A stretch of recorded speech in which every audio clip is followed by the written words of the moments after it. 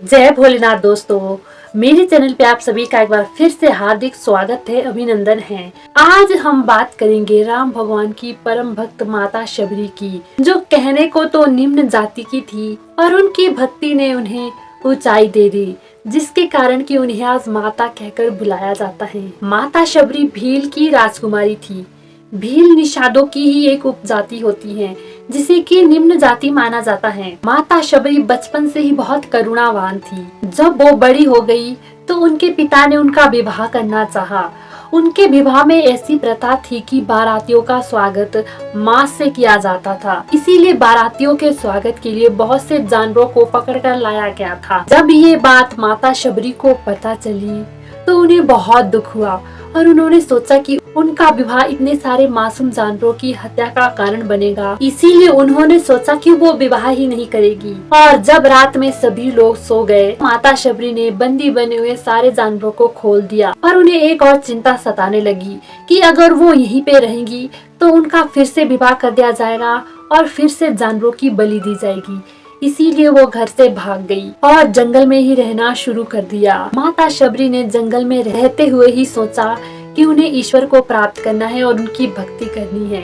इसीलिए उन्हें ध्यान आया ईश्वर की प्राप्ति का सबसे अच्छा उपाय है संतों की सेवा करना। पर उनके ख्याल में एक और बात भी आई कि वो जाति से निम्न है और ऊपर से एक स्त्री भी है, इसीलिए कोई भी ऋषि उनकी सेवा को स्वीकार नहीं करेगा। तब माता शबरी ने सोचा कि वो छुपकर ही ऋषियों की सेवा किया करेगी। इसी बात को सोचकर ही माता शबरी जहाँ से ऋषि गुजरते थे ना, उस रास्ते पर झाड़ू लगाया करती थी ताकि ऋषि मुनियों को कोई कंकड़ पत्थर ना चुभे। और दिन भर वो लकड़ियाँ और फूल इकट्ठा करती थी और रात्रि में उसे ऋषियों के आश्रमों के पास रख देती थी। इस प्रकार ही वो रोज किया करती थी। ऋषि भी यह सोचते थे कि आखिर ये सेवा कौन करता है, पर उन्होंने इस बात को खोजने में उतना समय नहीं लगाया। उन्हीं ऋषियों में एक ऋषि थे मतंग ऋषि। ये वही महान ऋषि हैं जिनकी तपस्या से प्रसन्न होकर स्वयं जगदम्बा माता इनकी पुत्री बनी थी, जिनका नाम की माँ मातंगी है, जो कि 10 महाविद्याओं में से एक है। मतंग ऋषि परम भक्त थे, इसीलिए उनकी इच्छा हुई कि वो ऐसे व्यक्ति से मिलना चाहते हैं जो इतने चुपचाप से सेवा करता है। उन्होंने अपने शिष्यों को आदेश दिया कि वो रात भर जागे और देखे कि आखिर कौन है जो इस प्रकार छुपके से ऋषियों की सेवा कर रहा है। सभी शिष्य गण रात्रि भर वहीं आसपास छुप गए। जैसे ही माता शबरी उनके सामने आई तो उन्होंने माता से कहा कि आप कौन हैं, और वहाँ पर मतंग मुनि को भी बुला लिया। मतंग ऋषि के सामने आते ही शबरी बहुत डर गई और ये सोचने लग गई कि अब उसे सेवा करने का मौका नहीं मिलेगा। पर जब मतंग मुनि ने शबरी की सारी बात सुनी तो उनकी आंखों से आंसू बह गए। वो शबरी के करुणा भाव और उसके सेवा भाव से अति प्रसन्न हुए। उन्होंने तुरंत ही माता शबरी को शिष्या के रूप में स्वीकार कर लिया और उन्हें दीक्षा भी दी। और माता शबरी से कहा कि अब उन्हें जंगल में छुपकर रहने की कोई आवश्यकता नहीं है, बल्कि उनके लिए यहीं एक पर्ण कुटिया बनाई जाएगी, जहाँ पर वो ईश्वर का ध्यान करेगी और संतों की सेवा भी कर सकती है। ये सुनकर माता शबरी अत्यंत प्रसन्न थी। पर कुछ ऋषि, जिन्हें कि अपने ऋषित्व और अपने बड़ेपन का बहुत अहंकार था, उन्होंने मतंग मुनि को बहुत भला बुरा कहा और उनको ये भी कहा कि वो एक निम्न जाति की स्त्री को यहाँ नहीं रख सकते हैं, इससे उनके तप का फल घट जाएगा। पर मतंग मुनि ने उनकी बात नहीं मानी। एक सच्चा सन्यासी इस बात की कभी परवाह नहीं करता है कि संसार उसे अच्छा कह रहा है या संसार उसे बुरा कह रहा है। धीरे धीरे समय बीतता गया। शबरी निरंतर अपने गुरु की सेवा करती, ईश्वर का ध्यान करती और एक दिन ऋषि मतंग की समाधि का दिन आ गया। तब मतंग मुनि ने शबरी को बुलाया और उनसे कहा अब वो ईश्वर के पास जा रहे हैं। यह सुनकर शबरी अपने गुरु के चरणों में गिर गई और फूट फूट कर रोने लग गई। तब ऋषि मतंग ने शबरी से कहा कि वो तो अपनी तपस्या के बल पर चलकर जा रहे हैं, पर शबरी तुम्हारी भक्ति से तो ईश्वर स्वयं चलकर तुम्हारे दर पर आएंगे।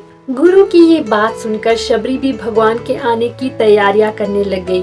वो रोज रास्ता साफ करती, रोज फूल बिछाती, रोज जंगल में जाती, फल तोड़कर लाती और भगवान का भजन करती। दोस्तों, माता शबरी का भक्ति भाव तो देखिए जरा। वो भक्ति में इतनी लीन थी कि जब वो बेरों को तोड़कर भगवान के लिए लाती थी तो वो सोचती थी कि कहीं प्रभु को कोई खट्टा बेर ना मिल जाए, इसीलिए वो एक एक बेर को चख चख कर देखती थी कि क्या ये बेर मीठा भी है, कहीं मैं अपने प्रभु को खट्टा बेर ना दे दूं। ऐसा करते करते दिन बीतते चले गए। एक बार की बात है कि शबरी रास्ता साफ कर रही थी, तभी उनकी झाड़ू से एक कंकड़ छिटक जाता है और एक ऋषि के पैरों पर लग जाता है। तब ऋषि शबरी को बहुत कुछ सुनाते हैं, पर शबरी ये बातें चुपचाप सुनती है और रोते हुए अपने गुरु की समाधि पर जाती है और ये कहने लगती है कि मेरी वजह से ऋषि का अपमान हो गया, ऋषि को कितना कुछ सहना पड़ा। वही ऋषि जब तालाब के पास जाते हैं तो जैसे ही वो अपना पैर तालाब में रखते हैं वैसे ही सारा तालाब गंदा हो जाता है, उसमें कीड़े पड़ जाते हैं। इस पर ऋषि सोचता है कि ये सब शबरी की वजह से ही हुआ है, क्योंकि वो एक निम्न जाति की स्त्री है। उसके स्पर्श से जो पत्थर उसे लगा था उसके कारण से ही यह सारा तालाब गंदा हो गया है। देखिए ना दोस्तों, एक अहंकारी मनुष्य का अहंकार कैसा होता है। वो अपनी अवगुणों को नहीं देख पाता है, बस वो दूसरों की ही गलतियां निकालने पर लग जाता है। दिन बीतते जाते हैं। शबरी को अपने गुरु की वाणी पर पूरा यकीन था। एक दिन भगवान रामचंद्र माता सीता की खोज करते हुए माँ शबरी के आश्रम में आ जाते हैं और सब ऋषि मुनियों से सिर्फ एक ही बात पूछते हैं कि माता शबरी का आश्रम कहाँ है। तब वो माँ शबरी के सामने पहुँचते हैं तो माँ शबरी उन्हें तुरंत पहचान जाती है और भगवान के चरणों में गिर जाती है। प्रभु भी माता शबरी को अपनी माँ के समान हृदय से लगाते हैं, उनके हाथ पकड़कर उन्हें अपने पास बिठाते हैं। तब शबरी माता अपने बेर लाती हैं और प्रभु को अर्पित करके कहती हैं, प्रभु मैंने ये बेर आपके लिए रखे हैं, बड़े ही मीठे हैं। तब प्रभु शबरी के बेरों को बड़े प्रेम से स्वीकार करते हैं और उन बेरों की बड़ी ही बड़ाई करते हैं। कहते हैं कि ऐसे मीठे और ऐसे प्रेम पूर्ण बेर उन्होंने कभी नहीं खाए हैं। आसपास के सभी ऋषि मुनि भी भगवान के दर्शन के लिए आते हैं और भगवान से कहते हैं, शबरी के कारण वो तालाब बिल्कुल गंदा हो गया है, कृपया करके भगवान आप अपने चरणों से छूकर उस तालाब को पवित्र कर दीजिए।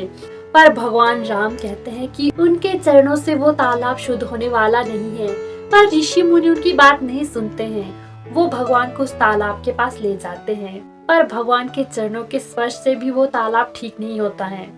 फिर भगवान राम कहते हैं कि ये तालाब सिर्फ एक व्यक्ति के चरणों की धूल से ही पवित्र हो सकता है और वो व्यक्ति है माता शबरी। ऋषि मुनियों को यकीन तो नहीं होता है, पर भगवान की बात को वो कैसे ठुकरा सकते थे। इसीलिए माता शबरी को बुलाया जाता है। जैसे ही माता शबरी उस जल में पैर रखती है वैसे ही वो जल परम पवित्र हो जाता है, परम शुद्ध हो जाता है। ये देखकर सभी ऋषि मुनि दंग रह जाते हैं और उनका अहंकार टूट जाता है। फिर भगवान राम सभी ऋषि मुनियों को और माता शबरी को नवदा भक्ति की सीख देते हैं और सभी ऋषियों से कहते हैं कि यह 9 प्रकार की भक्ति माता शबरी में विद्यमान है, इसीलिए वो भक्तों में श्रेष्ठ हैं। उसके बाद माता शबरी भगवान राम को सुग्रीव का पता बताती है और भगवान वहाँ चले जाते हैं। माता शबरी की ये कहानी हमें एक नहीं बल्कि अनेक बातें सिखाती है। पहली बात तो ये, उस परमात्मा के सामने जाति पाति और यह शरीर भेद कुछ नहीं होता है। भगवान ना तो ऊंची जाति देखकर और ना नीची जाति देखकर प्रसन्न होते हैं, वो प्रसन्न होते हैं सिर्फ भक्ति भाव से। और शबरी माता का चरित्र हमें एक और बात सिखाता है, वो ये है कि करुणा हमें प्रभु तक पहुंचाती है। शबरी माता को जानवरों पर करुणा हुई, इसीलिए वो घर से भाग गई, क्योंकि वो नहीं चाहती थी कि उनके कारण किसी भी जानवर की हत्या हो। कई ऋषि मुनि कह गए हैं कि धर्म का मूल करुणा है। जिस मनुष्य के अंदर दया नहीं है वो कभी भगवान का भक्त हो ही नहीं सकता, और जिस मनुष्य के अंदर दया है, करुणा है, वो भगवान को एक दिन जरूर पा जाता है, क्योंकि धर्म का मूल करुणा है। और जो व्यक्ति धर्म से चलता है वो अवश्य ही ईश्वर को पा लेता है। आज भगवान श्री राम का नाम आए और उनके साथ माता शबरी का नाम ना आए, ऐसा हो ही नहीं सकता।